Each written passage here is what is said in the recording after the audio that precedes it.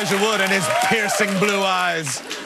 Lord of the Rings reactions. This is from a reaction from around the internet. At June Booga J says, Elijah Wood was the heartthrob of the Lord of the Rings trilogy, right? Or am I remembering that wrong? Move over, Orlando Bloom. Real Anavu on Twitter says, if I go to see Elijah Wood's DJ set and he doesn't remix Lord of the Rings theme, I'm going to be disappointed.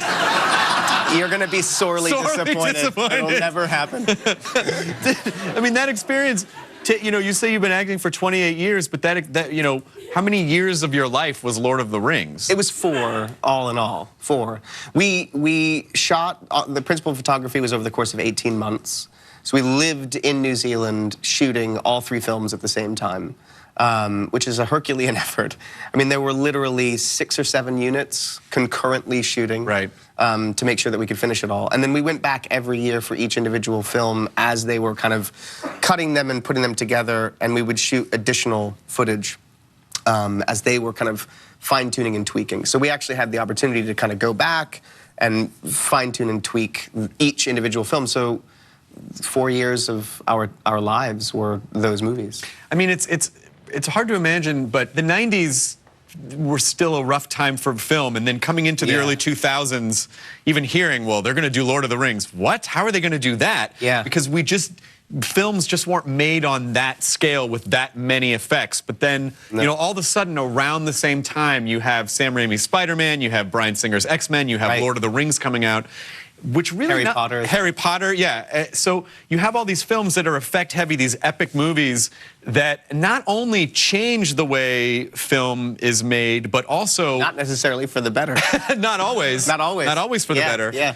But elevated, you know, our subset group of nerddom into more of mainstream culture. And that's very true. And that all happened around the same time. And it sort of, it broadened the scale and scope of Comic-Con as well. Yes. And nerd culture in general. Yes. Which is really kind of exceptional. I'd not really thought about that, the timing of all those things converging. Have you ever had your mind completely melted out of your head seeing a Frodo cosplay walk up to you and go, "Hi, I'm you"? I mean, that's so strange. That is strange, but it's also, wow, what a laugh. That was so good. It is strange, but you know it's funny being a part of something like Lord of the Rings, what you immediately accept as a part of the new reality. For instance, like I'd never been a part of a film that had a giant billboard on the side of a building, or we were on sides of planes. Yeah. That was ridiculously massive in terms of scale and promotion, but it's amazing how quickly you can compartmentalize that and be like, well, it's a part of this thing. Right. So to that point, like going to Comic-Con and seeing someone dressed as Frodo didn't really freak me out because it's all within the context of that sort of thing. What freaks me out more is the more obscure things. Like I did a miniseries, an animated miniseries called Over the Garden Wall for Cartoon Network. And I see people dressed up as those characters, and I think that's awesome. That's insane. You know, it is popular. They show it every year, but it's also to its smaller audience. Well, you know what's great about that awesome. too, or Wilfred too. Or Wilfred too, for instance. But but what's great about it is that there are still niche trenches that the truest nerds will be the only ones with the diving gear to swim down to. It's true. You know?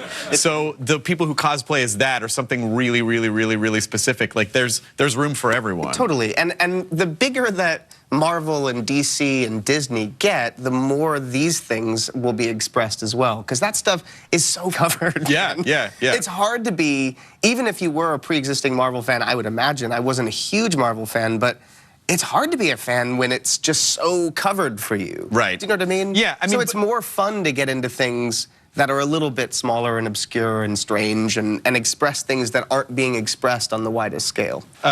When Lord of the Rings finally wrapped up after this epic experience for you, what was, you know, saying goodbye to it? I mean, it was such a significant part of your life. So how do you say goodbye to that? It was really hard. It was really hard. I mean, we had become a family over the course of making them.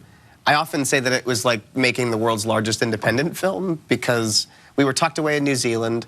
And the thing to remember, too, is this is really pre-internet. It was internet times, but the sort of fervor by which there are multiple fan sites associated with this thing. Pre-social media, too. Totally. So there weren't eyes on us the way that there are eyes on things now. So we were very much in our own world, And there's very much a kind of Kiwi ingenuity of everybody just kind of does multiple jobs to get the job done. So there was this great sense of it feeling small, even though the scale was big.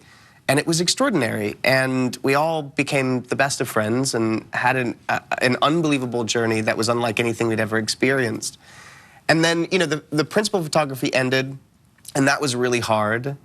But then we were like, oh, we get to go back every year. So we went back, and we kind of got lulled into this false sense of security of, we're just going to be doing this forever. And it was the last time that we went back that it became real for us, that we wouldn't ever kind of be there under these auspices again and work with these people in that way. And it was very hard. It was hard as well to understand what your life meant again. So, you know, when you spend that much time working on something, which none of us had, I'll never forget getting home the first time, actually, after principal photography, and kind of not knowing what to do with myself. You know, when your life is essentially scheduled and you've got this responsibility of bringing this character to fruition over the course of a year and a half, and then you're just dropped off at home, I was like, I don't know what to do. I didn't know what my daily life was. It was a very bizarre, unsettling feeling, because it was our life. You know, we all had houses there. We had routines outside of the work that we were doing on Lord of the Rings. So, and I was 18, so I came up in, you know, in some ways it sort of felt like a tour of duty or going to university, potentially, in the sense that that's the time that you go away from home and you have this formative experience. And that's what that was for me. So to leave that, especially at that age, was confusing and hard to deal with. It took me about 6 months to wake up. Especially at the age you were at, too. That's what you do naturally. But you really have your identity tied to what you're doing in a career. And so how did you navigate that? I was very cognizant of it, that those films were going to be the primary thing in people's purview for a long time, certainly 3 years. I remember feeling I immediately wanted to do something really small, for two reasons. One, it would take half the time or even a fraction of the time. And then also something small and intimate so I could just do different work that was completely different to what Lord of the Rings was. And that is sort of how I went for a while. And in terms of that identity, I always felt like as long as I continued to work and do things that were so different from Lord of the Rings, explore different characters, continue to challenge myself, I'd be able to keep working. Because there's this thing with child actors where they talk about this notion of sort of bridging that gap between being a child actor and an adult actor. And typically that's from when you're a child, you get through your teen years, and then when you're in your 20s, you've sort of done that if you're still working. Right. So by and large, the narrative was that I'd done that. Like, I'd kind of gotten over that. I was in my 20s and I was still working. And it sort of that period of awkwardness didn't really come until I was in my mid to late 20s, where I sort of did have a period of about a year where I didn't work. And it was interesting, but so humbling and good. Like, I kind of loved the opportunity to sort of reflect and think about where I was in my life and who I was. And it also sort of briefly timed out.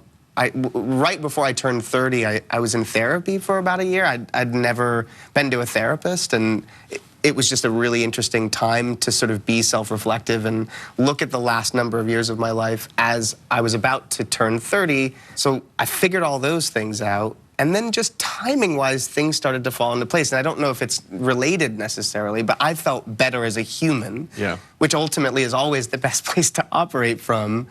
And then Wilfred came about, and I started DJing more, and I was also starting a production company. So suddenly, all these things that I wanted to be doing all kind of started to fall into place.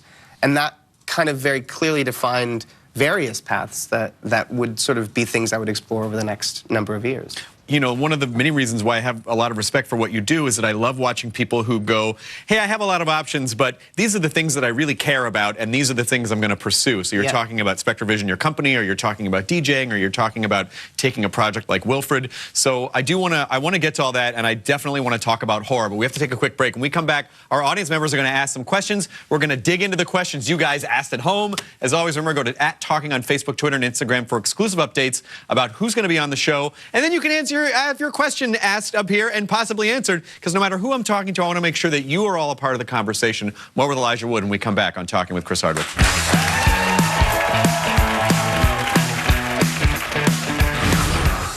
had to make out with Christina Ricci at the bottom of a pool, and my mother was present watching that.